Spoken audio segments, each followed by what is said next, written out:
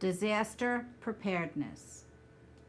Objectives. Begins by recognizing potential threats and developing plans to keep people safe from those threats.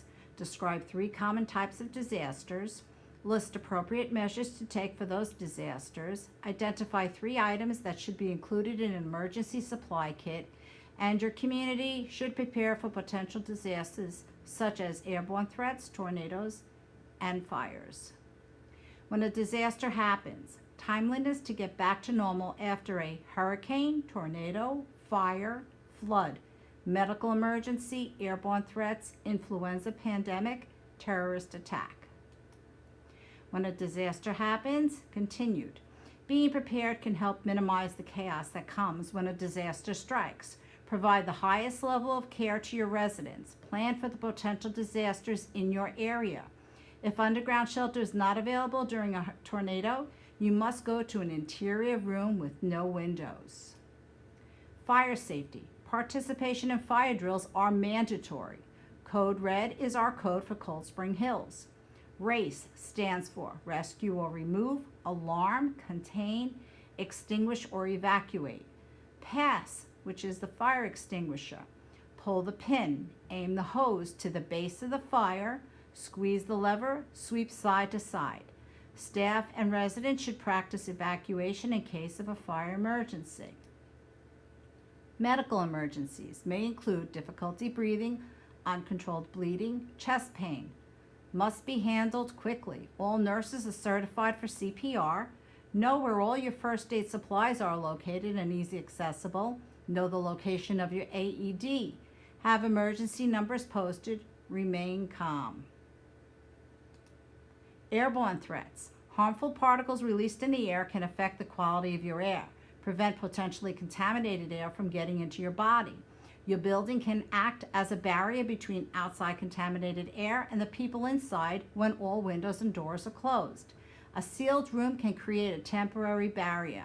An interior room should be used. Break room or conference room with no windows. Airborne threats are potential disasters. Influenza pandemic. A pandemic is a global disease outbreak.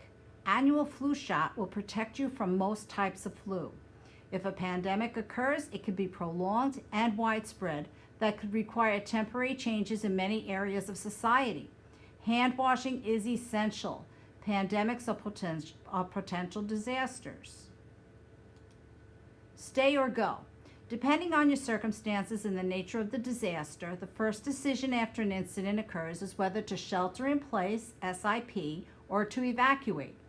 Monitor TVs and radio news for information or official instructions as they become available.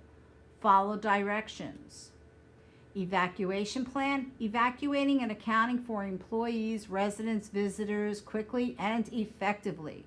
Know where you are supposed to go. Shelter in place. May be situations when it's best to stay where you are to avoid any uncertainty outside. There may be an incident when specifically how and where you take shelter is a matter of survival.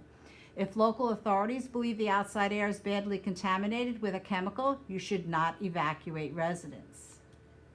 Emergency supplies, basic survival. Water, food, clean air and warmth.